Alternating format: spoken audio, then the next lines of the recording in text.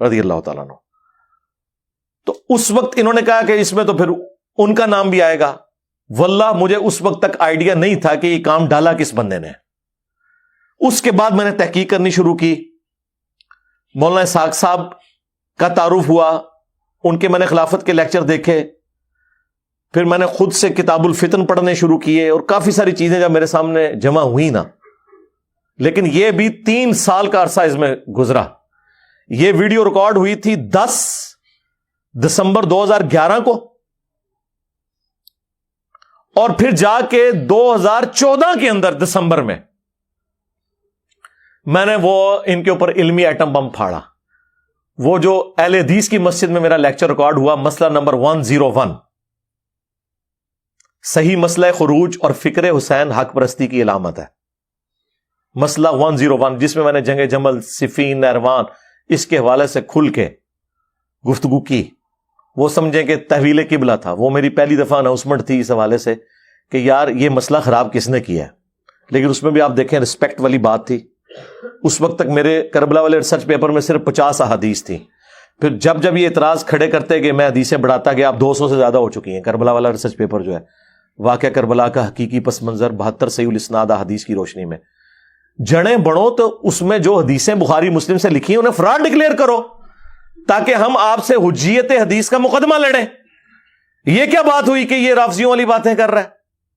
تو مجھے تو اس سے کوئی فرق نہیں پڑے گا. آپ جتنا چیخیں گے اتنا آپ کا نقصان ہوگا. آپ جتنا بنو امیہ کا دفاع کریں گے, بچنا تو اس نے کوئی نہیں ہے, کیونکہ بخاری مسلم کھڑی ہے نا بنو امیہ کے خلاف. انجینئر صاحب تو نہیں کھڑے ہوئے, ہم تو ڈاکی ہیں. ہم بخاری مسلم میں رفع الیدین کی حدیثوں کو بھی مانتے ہیں اور اس حدیث کو بھی مانتے ہیں. تقتلہ الفئۃ الباغیہ, ہاں وہی عمار, افسوس ہے عمار. تقتلہ الفئۃ الباغیہ یدعوہم الی اللہ یدعوہم الی الجنہ, دونوں الفاظ موجود ہیں. ویدعونہ الی النار. عمار افسوس, تجھے ایک باغی جماعت قتل کرے گی, تو انہیں اللہ اور جنت کی طرف بلا رہا ہوگا, اور وہ جماعت تجھے جہنم کی آگ کی طرف بلا رہی ہوگی. اب یہ حدیث کیا میں نے گن پوائنٹ پہ امام بخاری سے صحیح بخاری میں داخل کروائی ہے 2812 اور 447, اور مسلم میں 5 طرق 7320 سے لے کے 7324 تک, یہ میں نے امام مسلم سے گن پوائنٹ پہ حدیثیں داخل کروائی ہیں, یا ان کے ترجمے میں نے خود کر کے کچھ چینج کر کے بیان کیے ہیں. تو میرے لیے مشکل تھا کہ میں یہودیوں والا کام کرتا جو باقی علماء نے کیا ہوا تھا کہ اپنی مطلب کی آیات, اپنی مطلب کی حدیثیں جو فرقے کو سپورٹ ہیں وہ مانی ہوئی ہیں. میں نے بخاری مسلم میں جب رفع الیدین سے نماز کا طریقہ اڈاپٹ کیا تو بخاری مسلم میں جو بنو امیہ کے خلاف رسول اللہ کے فرامین آئیں گے میں ان کو بھی ویسے ہی مانوں گا. یہ کیسے ہو سکتا ہے کہ میں 2 نمبری اختیار کروں؟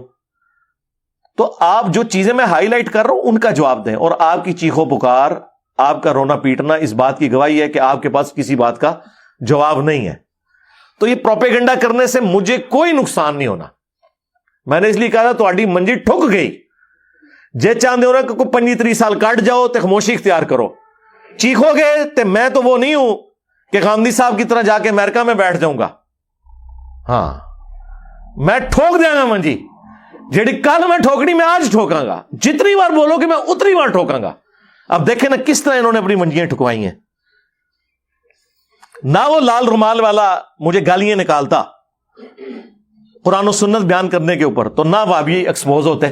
تو وہ اہل سنت میں سے لوگوں کو خریدتے ہیں جنہوں نے لبادہ اہل سنت کا پہنا ہوا ہوتا ہے, اور حقیقت میں وہ رافضیت کے گندے نطفے ہوتے ہیں, جس کی بہت ساری مثالیں ہمارے سامنے موجود ہیں. اسحاق جھال والا مردود اسی قسم کے انسانوں میں سے تھا.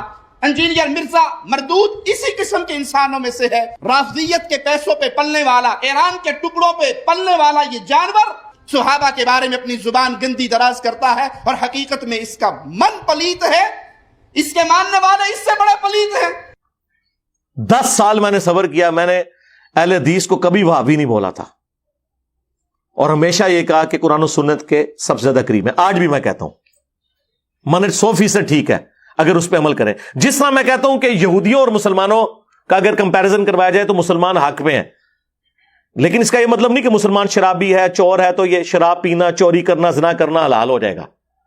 مسلمان حق پہ ہے اگر اسلام کے مطابق چلے. اہل حدیث بھی حق پہ تب ہوں گے جب احادیث کے مطابق چلیں. اگر وہ کہیں گے ہم نے اپنی مطلب کی حدیثیں ماننی ہے, دوسری بخاری مسلم میں بھی ہوں, تو ہم نے کبوتر کی طرح آنکھیں بند کرنی ہے, تو اس طریقے سے تو کام نہیں چلے گا. تو میں جو کچھ پہلے کہتا رہا اس سے کوئی نفی نہیں کی, صرف ایک چیز میں نے اس وقت بیان کی تھی کہ ہم اس طرح کی ڈسکشن کو نہیں کرتے, اور وہ اس وجہ سے کی کہ ہمیں انہوں نے یہ پڑھایا تھا. جب بعد میں نے پڑھا کہ یہ جو لوگ ڈسکشن سے منع کرتے ہیں یہ تو خود اعلان کر رہے ہیں کہ چور کی داڑھی میں تنکا. یہ تو حنفی بھی کہہ رہے ہیں کہ یہاں پہ چونکہ حنفیوں کی اکثریت ہے لہذا رفع الیدین والی حدیثیں بخاری مسلم کی بیان نہیں کرنی چاہیے, اس سے فتنہ کھڑا ہوتا ہے. اونچی آمین کی حدیثیں نہ بیان کریں, فتنہ کھڑا ہوتا ہے. اور بریلوی کہتے ہیں کہ جی قل انما انا بشر مثلکم نہ پڑھیں, نبی الاسلام کی تنقیص کا پہلو اس سے نکلتا ہے, فتنہ کھڑا ہوگا. تو ان ساری باتوں کے جواب میں ہم کیا کہتے ہیں, رکو ذرا صبر کرو, ہم یہ پڑھیں گے بھی اور تمہیں صحیح فہم بھی سمجھائیں گے ان احادیث کا, ان آیات کا. کیا ہم اس سے آنکھیں بند کر لیتے ہیں؟ اہل حدیث کو کیوں غصہ آتا ہے جب بریلوی کہتے ہیں کہ جی تانوں کوئی آیت نہیں لبھی قرآن چوں, ہر ممبر تے قل انما انا بشر مثلکم, تسی پڑھو وما ارسلناک الا رحمتا للعالمین. آپ پڑھیں من یطع الرسول فقد اطاع اللہ. آپ پڑھیں قل ان کنتم تحبون اللہ فاتبعونی یحببکم اللہ. انا ارسلناک شاہدا ومبشرا ونذیرا. ان اللہ وملائکتہ یصلون علی النبی اللہم صلی علی محمد وعلی آل محمد. جب وہ کہتے ہیں کہ یہ تم لوگ یہ آیتیں کیوں پڑھنے پہ زور نہیں دیتے اور صرف یہی پڑھتے ہو, تو ہم کیا انہیں کہتے ہیں, یہ اہل حدیث کیا کہہ رہے ہوتے ہیں اس وقت کہ نہیں جی عقیدے کی بات ہے. سرکار یہ عقیدہ نہیں ہے جہاں پہ جنت اور جہنم کا فیصلہ ہو رہا ہے. اور دوسری طرف یہی آپ کو کہتے ہیں وہ جی مولا علی کا قول ہے, مرفوع سند بھی ہے اس کی مشکات کے اندر مسند احمد کے حوالے سے, طبرانی کے حوالے سے, اور موقوفاً روایت فضائل صحابہ احمد بن حنبل کی کتاب میں. اور یقیناً یہ غیبی خبر رسول اللہ کے بتانے پہ ہے, نبی الاسلام کے الفاظ سے بھی ہے, اس کی سند کمزور ہے, لیکن جو مولا علی سے ہے وہ سند بالکل ٹھیک ہے. نبی الاسلام نے مولا علی سے فرمایا کہ تیری مثال میری امت میں عیسیٰ ابن مریم کی سی ہے. ہاں, یہودی ان کا انکار کر کے گمراہ ہوئے اور عیسائی ان کی شان میں غلو کر کے, اور پھر مولا علی کا قول اس کے ساتھ سپورٹیو جو نبی الاسلام کے بتانے پہ موقوف ہے کہ میری وجہ سے 2 فرقے جہنم میں جائیں گے, 2 گمراہ ہوں گے, ایک میری محبت میں غلو کر کے, ایک میری دشمنی میں. وجہ سے مراد یہ نہیں کہ میں قصوروار ہوں, حضرت عیسیٰ تو قصوروار نہیں ہے یہود و نصارہ کی گمراہی کا. مراد یہ کہ مجھے بیس بنایا جائے گا. اور یقیناً اس امت میں مولا علی کی ہی پرسنالٹی اتنی بڑی تھی کہ ان کی بنیاد پہ یہ کام ہوتا. جس طرح میں کہتا ہوں عیسیٰ ابن مریم ڈیزرو کرتے تھے کہ اگر گمراہی کسی کے نام پہ کھڑی کی جاتی تو اتنا بڑا بندہ چاہیے تھا ہمیں کہ جو مردوں کو زندہ کر دے, تو اسی کو خدا کا بیٹا کہا جا سکتا ہے نا. عقلاً دیکھیں, اگر گمراہی اپنی جگہ, لیکن لاجک انہوں نے اپنی جگہ جو بنائی ہے, کوئی بنیاد تو صحیح بنائی ہوئی ہے نا. مٹی کی مورت میں پھونک مارے اور اللہ کے اذن سے وہ پرندہ بن جائے, جس کو اتنا بڑا معجزہ ملے وہی اس چیز کا حقدار تھا کہ اسی کے نام کو یوز کر کے اللہ کا بیٹا ڈکلیئر کیا جاتا. اگرچہ یہ گمراہی ہے, لیکن میں بنیاد آپ کو بتا رہا ہوں کہ بنیاد جو انہوں نے قائم کی ہے وہ ان کے بڑا ہونے کی وجہ سے. تو اس امت میں واقعی مولا علی ہی اتنی بڑی پرسنالٹی تھے کہ ان کے نام کے اوپر یہ سب کچھ کھڑا ہوتا. کیونکہ المستدرک للحاکم میں امام حاکم نے احمد بن حنبل کا قول نقل کیا کہ ہم تک جتنی احادیث پہنچی ہیں ذخیرہ احادیث میں, کسی اور صحابی کی شان میں اتنی احادیث نہیں ہے جتنی کہ مولا علی کی شان میں. سب سے پہلے مسلمان کون؟ مولا علی. ترمذی میں, مسند احمد میں, سنن سیل کبریٰ کے اندر موجود. سب سے پہلے حضور کے ساتھ نماز کس نے پڑھی؟ مولا علی علیہ السلام نے. نبی علیہ السلام کی نسل کن سے چلی؟ مولا علی سے. کس کو حضور نے کہا من کنت مولا فہذا علی مولا؟ مولا علی.